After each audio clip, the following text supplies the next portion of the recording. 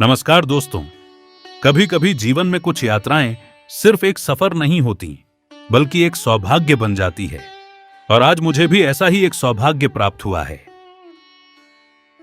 आज ऑफिस के एक काम के सिलसिले में मुझे भगवान श्री राम की पावन नगरी अयोध्या जाने का अवसर मिला है। अयोध्या, वह नगरी जहां मर्यादा पुरुषोत्तम भगवान श्री राम ने जन्म लिया था और जहां करोड़ों लोगों की आस्था सदियों से जुड़ी हुई है। सुबह के 5 बज रहे हैं। पूरा शहर अभी नींद में है, लेकिन मेरे मन में अयोध्या पहुंचने की उत्सुकता और खुशी पहले ही जाग चुकी है। इसलिए बिना समय गवाए मैं घर से एयरपोर्ट के लिए निकल पड़ा हूं। मेरी फ्लाइट एयर इंडिया एक्सप्रेस की है, जो सुबह 8:10 पर नई दिल्ली के इंदिरा गांधी अंतर्राष्ट्रीय हवाई अड्डे से उड़ान भरेगी।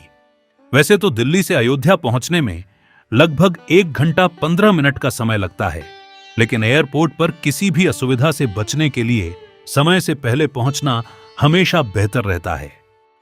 घर से निकलकर मैं NH 24 के रास्ते एयरपोर्ट की ओर बढ़ रहा हूं।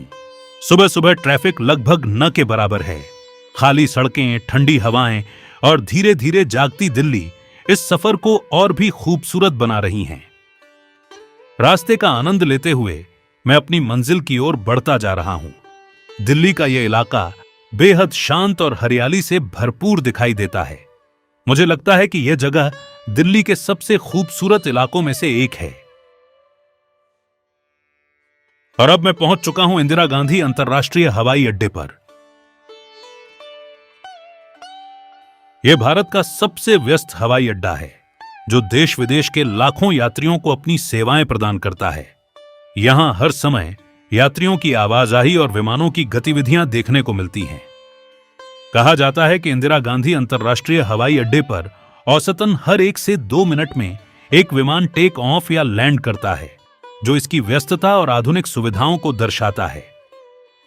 अब समय आ गया है इस यात्रा के अगले पड़ाव की ओर बढ़ने का।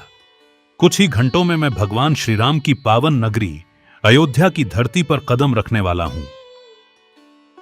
तो आइए, इस पूरी यात्रा में मेरे साथ बने रहिए और चलते हैं प्रभु श्री राम की नगरी अयोध्या।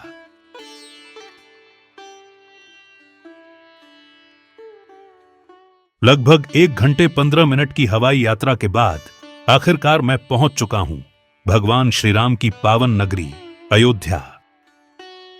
जैसे ही मैंने इस पवित्र भूमि पर कदम रखा, मन में एक अलग ही आनंद और शांति का अनुभव हुआ।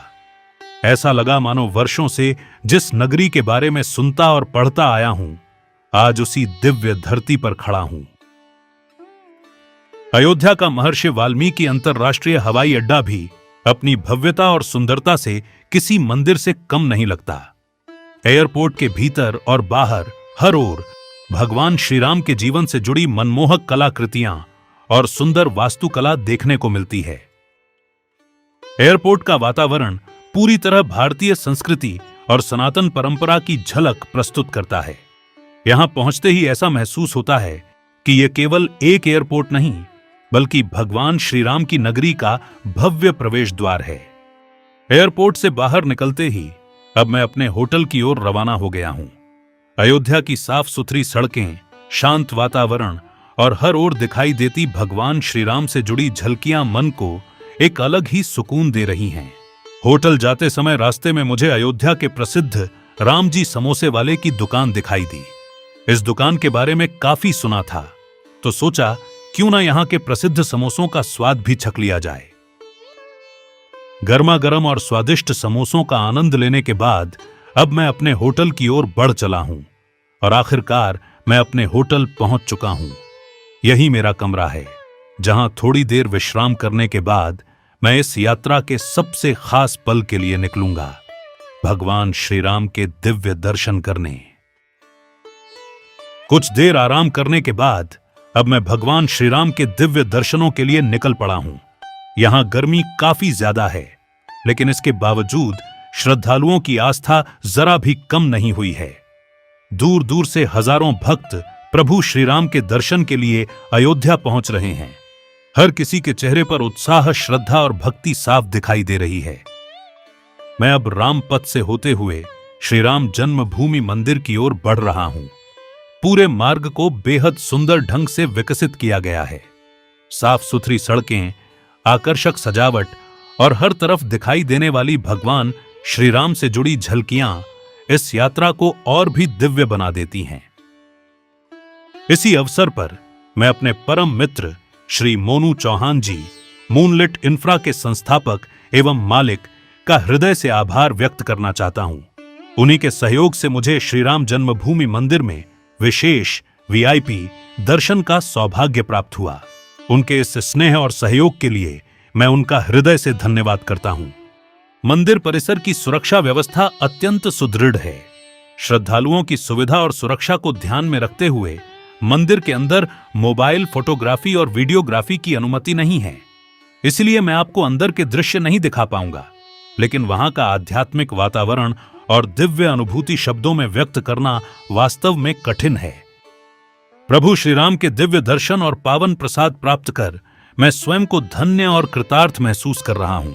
यह पल मेरे जीवन की सबसे यादगार और आध्यात्मिक अनुभूतियों में से एक रहेगा। प्रभु श्री राम के अद्भुत और दिव्य दर्शन करने के बाद अब मैं अयोध्या के प्रसिद्ध हनुमानगढ़ी की ओर निकल पड़ा हूं, जहां संकट मोचन श्री हनुमान जी विराजमान हैं। ऐसी मान्यता है कि अयोध्या आने वाले श्रद्धालु भगवान श्री राम के दर्शन के साथ साथ हनुमानगढ़ी में श्री हनुमान जी के दर्शन अवश्य करते हैं।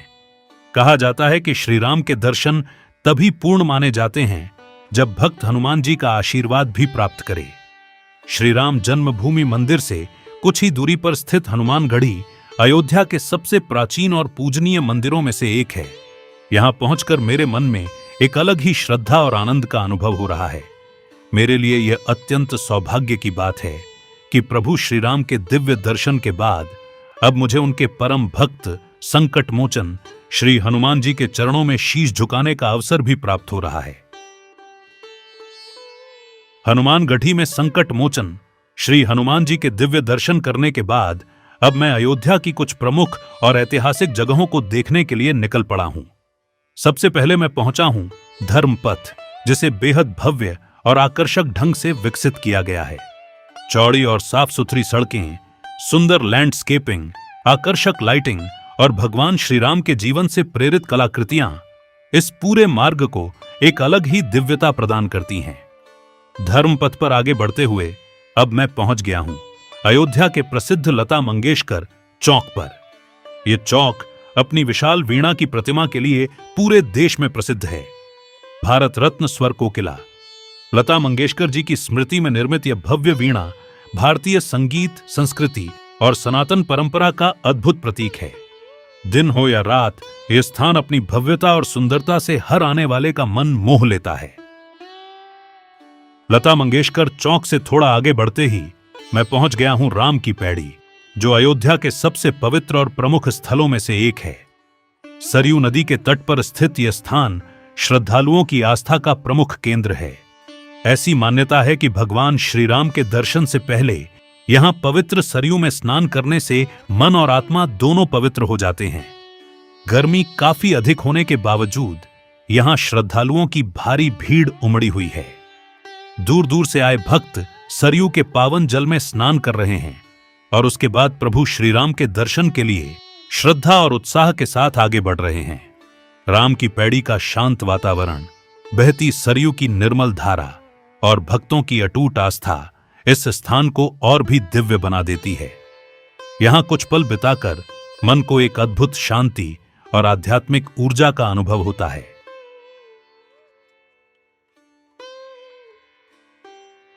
राम की पैड़ी के ठीक सामने कल कल बहती पावन सरयू नदी का मनमोहक दृश्य हर श्रद्धालु का मन मोह लेता है। इसकी निर्मल धारा और शांत वातावरण मन को एक अद्भुत शांति का अनुभव कराते हैं। यहां दूर दूर से आए श्रद्धालु श्रद्धा पूर्वक सरयू में स्नान करते हैं और इसके बाद नौका विहार का आनंद भी लेते हैं। सरयू की लहरों पर चलती नाव से अयोध्या के घाटों का दृश्य अत्यंत मनमोहक दिखाई देता है, जो इस यात्रा को और भी यादगार बना देता है।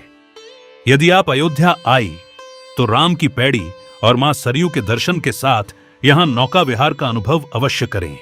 यह पल आपकी यात्रा की सबसे सुंदर यादों में शामिल हो जाएगा। समय के अभाव के कारण अब मुझे अपने होटल की ओर लौटना पड़ रहा है। अब तक शायद आपके मन में यह सवाल जरूर आया होगा कि आखिर मैं ऑफिस के किस काम के सिलसिले में अयोध्या आया हूं। तो चलिए अब आपको उस काम की भी एक झलक दिखाता हूं। दरअसल भगवान श्री राम की पावन नगरी अयोध्या में होम एंड सोल ग्रुप का एक आगामी रेजिडेंशियल प्रोजेक्ट विकसित किया जा रहा है। इसी प्रोजेक्ट के ड्रोन शूट के लिए मुझे यहां आने का अवसर मिला।